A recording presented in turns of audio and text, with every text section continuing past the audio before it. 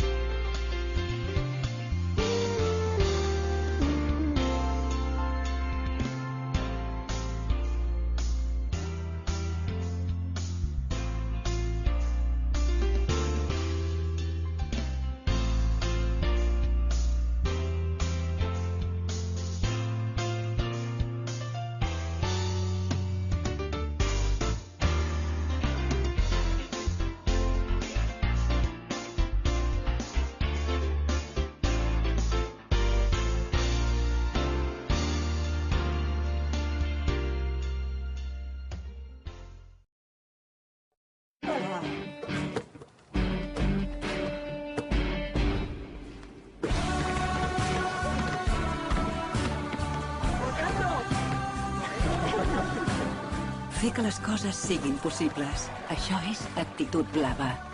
Endesa, llum, gas, persones. Bé, doncs ja hem tornat, això passa de seguida. Cristina, no sé si atrevir-me a preguntar-te com creus que està afectant la crisi econòmica al teu sector? Ja sé que és una pregunta una mica... És un atreviment. A veure, com suposo que la majoria de sectors. Evidentment no estem venent un producte de primera necessitat. Diuen que quan hi ha crisi el convenient és fer publicitat i no deixar-la de fer, però és una crisi una mica forta com per plantejar-se inversions que realment no són purament necessàries, no? Sí que ha afectat, i tant que ha afectat. Ha afectat que hi ha empreses que s'han quedat pel camí, la facturació ha baixat, evidentment, el que abans feies, per posar un exemple grosso modo, amb 5 factures, avui les de fer en 15, en la qual vull dir els volums de les feines han baixat, i el meu sector i el meu negoci el que m'interessa és no parar màquines, com es diu vulgarment, i hem d'estar constantment buscant menjar, com així dit una mica a l'oèstia, no? Perquè les màquines mengin, perquè parar una màquina afecta molt més el cost que no tenir-la funcionant constantment. I ha afectat. Abans el client et venia, ara amb els fidels estan i el que necessitin, però has d'anar a buscar-los, en la qual la força comercial és molt més important. I a nivell de tresoreria i comptabilitat, què vols que t'expliqui? És molt difícil, o sigui, no pots... Hi ha moltes lleis que ajuden a l'empresari, que et diuen que hi ha unes condicions de pagament, però realment si ets realista i estàs al món saps el que pot arribar a fer cadascun. Evidentment sempre hi ha algun llest, no? Però és molt difícil cobrar temps, és molt difícil tractar amb els bancs, no a nivell particular de l'empresa únicament, sinó ja a nivell de clients, no? Allò que vulguis portar a descomptar, un pagaré o un rebut. Si aquesta persona o aquesta empresa amb qui has de descomptar té qualsevol petita taca, ja no te'l descompten, llavors tu ja no tens la previsió que potser necessitaries tindre per seguir el teu mes. És aixecar-te al matí i dir, vaig cap allà. I a veure com ens en sortim avui. Però sí, afecta i per desgràcia no crec que s'acabi el 2012. No? Com ho veus tu? Jo veig que la cosa sortirà, perquè hem de sortir, perquè jo soc molt optimista, perquè Espanya, Catalunya, diguem-li com vulguem, no es pot quedar estancada, perquè hem treballat molt, i no nosaltres, sinó generacions d'abans, i han de treballar molt les generacions que venen i han de treure aquest país endavant, però costarà. Vull dir, el forat que s'ha fet és un forat molt gran, que pagarem justos per pecadors, això ja està a l'ordre del dia, vull dir, això no cal ni que es justifiqui o no es justifiqui, i si no és entre tots, i crec que és el moment d'apoyar-nos, d'ajudar-nos, de dir, sí, tots, evidentment hi ha competència i tu t'estimes més a un que l'altre, però si no és entre tots i tots fiquem a l'ombro, crec que no tirarem endavant. Avui en dia tothom té a prop, a casa, a la família, al veí del costat, una persona que està a l'atur, un o dos membres de la família, que ho estan passant malament, les notícies constantment són de, bueno, és que no saps si engegar la televisió o llegir el diari al matí, perquè ja no saps com reaccionaràs, i potser el que llegeixis et dirà com t'anirà el dia, no? I a mi m'agrada agafar el dia amb alegria. Però bueno, i clar, llavors pateixes, o sigui, sobrepateixes la teva situació per la situació del voltant. I moralment, doncs clar, toca, i això tampoc ajuda a que els empresaris, les empresàries, els que tenim que tirar endavant, doncs agafem la cosa amb ganes, no? Vull dir, potser aniria bé que dintre de totes les males notícies de cop i volta sortís una vegada al mes una mica positiva. De totes maneres, en plena crisi fa un temps vas engegar un altre projecte, oi? Sí. Ens expliques una miqueta? Bueno, això és que no m'agrada estar-me quieta, però Per això, va ser un projecte una mica engegat amb il·lusió i per compartir amb uns amics i tirar, fer una cosa diferent, no? Jo em vaig ficar en un restaurant que no té res a veure. No té res a veure, no soc bona cuinera tampoc, vull dir, no, he après evidentment, però no és el meu, no? Però bueno, va ser un projecte nou, agafat amb il·lusió, ja et dic, amb uns amics de tota la vida, amb els quals hi confiem molt perquè realment són els que estan portant el negoci, perquè hi ha altres responsabilitats, no? Però bueno, hi estem quan podem, i bueno, i et tinc que dir que en contraposició de les dues activitats, estem en crisi, tot es veu afectat, evidentment el restaurant també, però també t'haig de dir que és un restaurant que està a primera línia de mar, tocant la sorra del mar, tenim inclús una terrassa sobre la sorra, i el dia que surt el sol és genial, no? I bueno, ja portem quasi bé 3 anys, aquest agost farà 3 anys, hem crescut, hem canviat, ens hem alimentat de nosaltres mateixos i ara ja tenim un cert nom, diguem, dintre de la localitat, que és el Vendrell, i ja quasi a Barcelona, no? I la gent que ve ja al Casinet. Abans passava per allà i parava i ara va al Casinet, que és com es diu el restaurant. I et puc dir que el dia que fa sol i tot ve de cara, el Casinet s'omple abans d'obrir les portes. Per això és una mica contradictori, no? El fet de dir, hi ha crisi o estem patint al sector industrial o al sector de serveis, però jo crec que la gent que no es quiten lo bailao.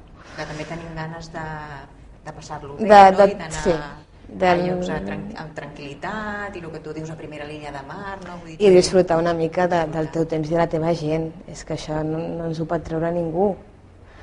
I a la mínima que podem, ho fem. I tinc que dir que veient les dues activitats estic molt contenta de que com a mínim la gent no s'ha de carranci a casa i surti, perquè igual que venen a dinar veus passejar gent pel passeig i veus que encara hi ha cares d'optimisme, no? O sigui que veiem que la crisi afecta en general a tots els sectors, però hi ha alguns que van fent via, no? Van fent via, però això ja et dic ve d'un gran esforç, vull dir, suposo que hi ha altres locals de restauració que tampoc no els anirà tan bé, o el lloc no és tan adequat, hi ha molts factors que influeixen.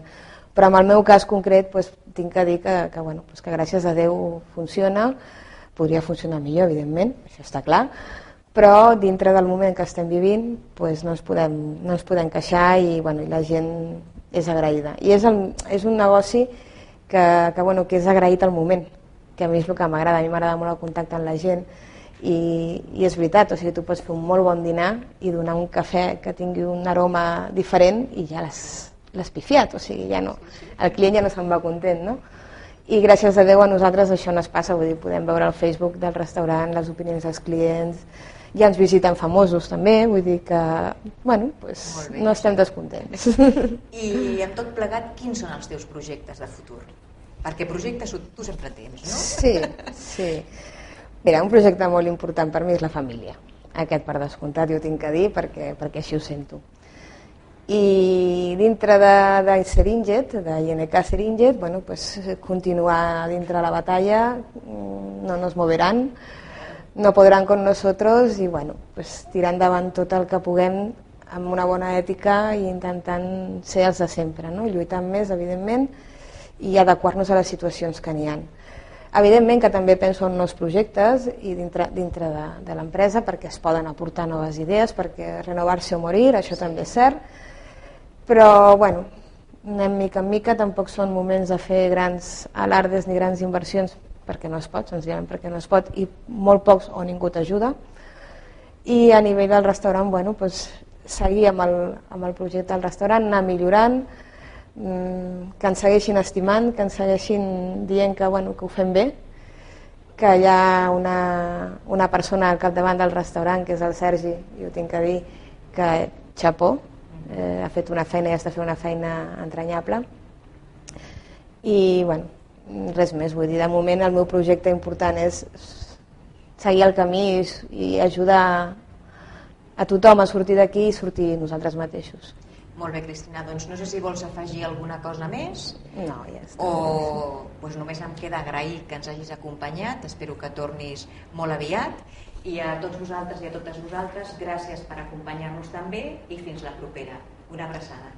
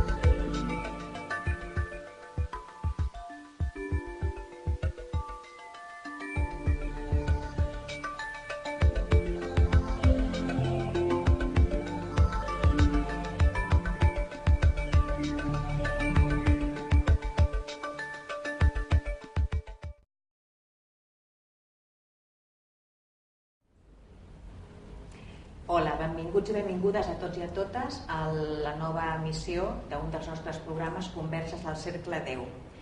Avui tenim amb nosaltres a la Cristina Barragán, que és una sòcia molt entranyable del Cercle, donat que és una col·laboradora molt propera a tot plegat i a més ha estat patrocinadora de l'esdeveniment més important del Cercle, que celebrem al novembre, i col·laboradora en tot el que pot, per tant... Que poc, que és poc, però bueno. No, ja és suficient. Ella és empresària i directora general de l'empresa INK Seringer, és publicitat de gran format. Impressió digital. Impressió digital.